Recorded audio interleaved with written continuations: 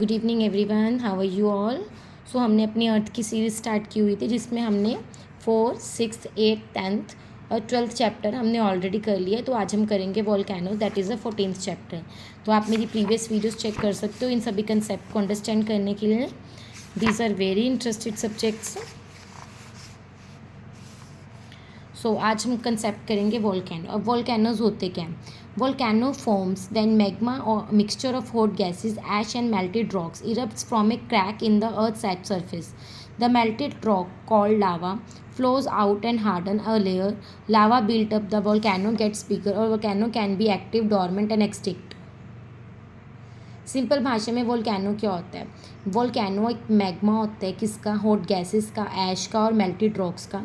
जब अर्थ के सरफेस में क्रैक्स पड़ते हैं तो ये जो लावा होता है एकदम से बाहर को आता है, उसको हम क्या बोल देते हैं? वोल्केनो बोल देते हैं। जो ये लेयर होती है लावा की, बहुत बहुत ज़्यादा बड़ा बना देती है। और वोल्केनो जो होते हैं एक्टिव भी हो सकते हैं, डॉर्मेंट भी हो सकते हैं और एक्सटिंक्ट मतलब बिल्कुल ख़त्म भी हो सकते हैं, डिपेंड करते हैं। वो कहते हैं most of earth's active volcanoes lies hidden from views under the ocean. ज़्यादातर जो अर्थ के एक्टिव वोल्केनोज हैं कहाँ पे पाए जाते हैं? ओशंस के अंदर पाए जाते हैं। अब वोल्केनोस के अंदर होता क्या है? इनसाइड अ वोल्केनो क्या होता है?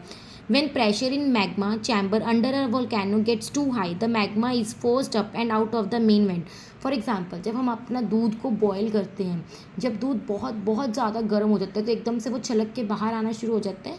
वैसे ही जब मैग्मा का टेम्परेचर बहुत ज़्यादा हाई हो जाता है तो वो एकदम से उसको बाहर की तरफ छोड़ना शुरू कर देते हैं, जिसको हम इरप्शन बोलते हैं। जो ये इरप्शन होती है, रॉक्स को भी तोड़ के या उनको भी अलग करके बाहर आनी शुरू हो जाती है। इसके कारण क्या होता है? एक बोल शेप्ड होलो क्रिएट होता है। In some volcanoes magma also erupts from smaller vents that branch out from the main went.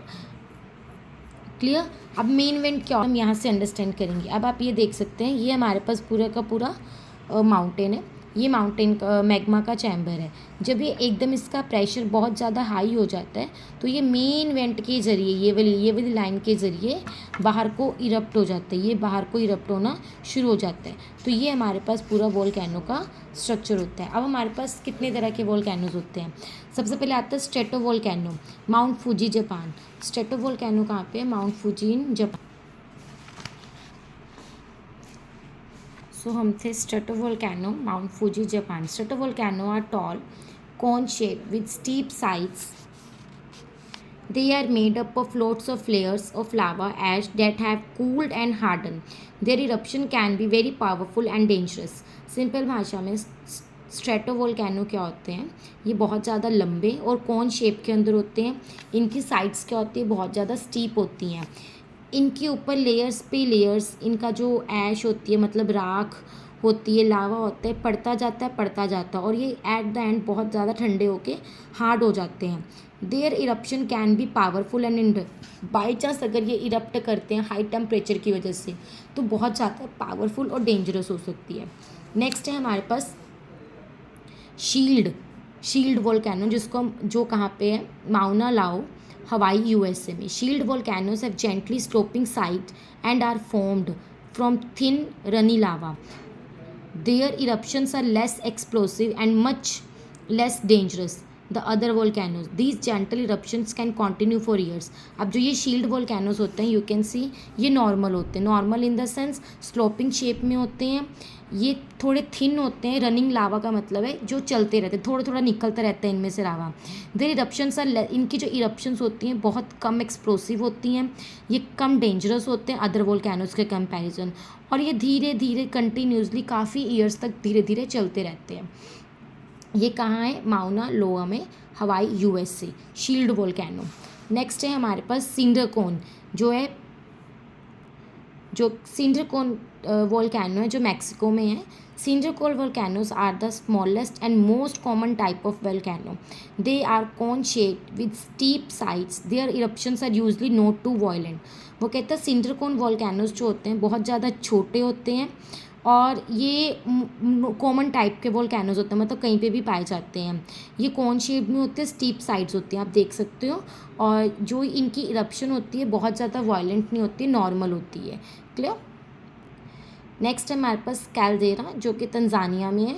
Caldera are large circular hollows almost like a bowl, मतलब एक बॉल की तरह होते हैं ये, ठीक है। They form very massive eruption forces most of the magma out of the chamber under the volcano causing it to collapse. Simple भाषा में ये बहुत ज़्यादा डेंजरस होते हैं। इनमें से एकदम से जब लावा बाहर आता है तो ये एकदम से बहुत ज़्यादा कोलैप्स हो जाते हैं, मतलब डेंजरस एक्सप्लोजन टाइप्स ये करते हैं।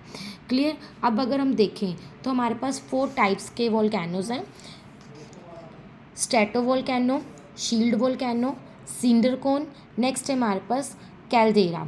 अब जो कैल्डेरा और stratovolcano they both are explosion, मतलब ये बहुत ज़्यादा एक्सप्लोजन क्रिएट करते हैं या डेंजरस कह सकते हैं।